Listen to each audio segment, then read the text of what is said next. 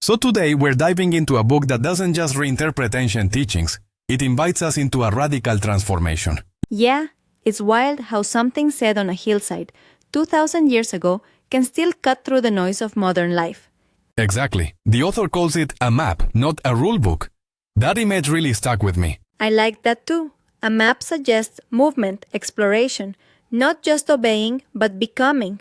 And doing it in a world obsessed with control, speed, and constant optimization. Right? It's like we've been trying to find happiness through tech updates and productivity hacks and still feel empty. That part hit hard. The line about empty echoes really captures the burnout so many of us feel. Totally. But then it flips the script. What if ancient wisdom is more relevant now than ever? It's almost ironic.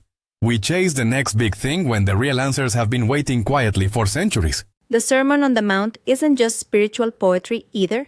The author sees it as a kind of psychological blueprint.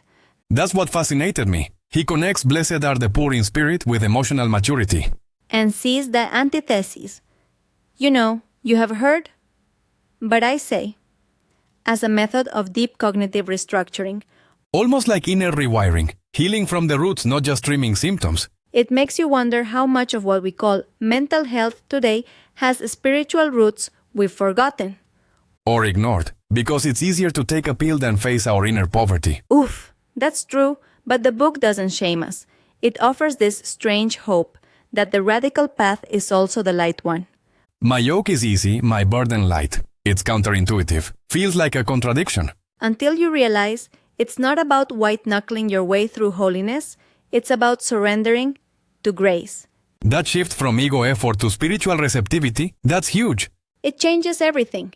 Even failure looks different when you're not carrying it alone. And the way the book blends theology with psychology.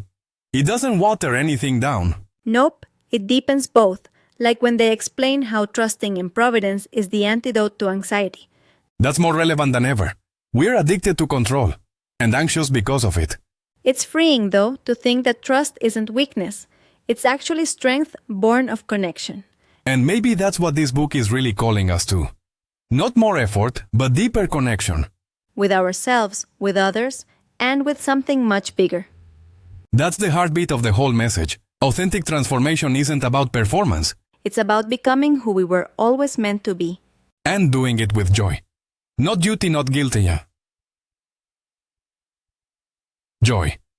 Like the author says, not to impose a burden, but to lift the ones we already carry. So in a world full of noise, this book offers a kind of silence, but one that speaks. A silence that echoes from a mountain and somehow speaks right to the heart. We'll leave it here for today, but here's something to ponder. What if the most revolutionary way to live is also the most ancient? And what if your soul already knows the way? It's just waiting for you to listen. Until next time.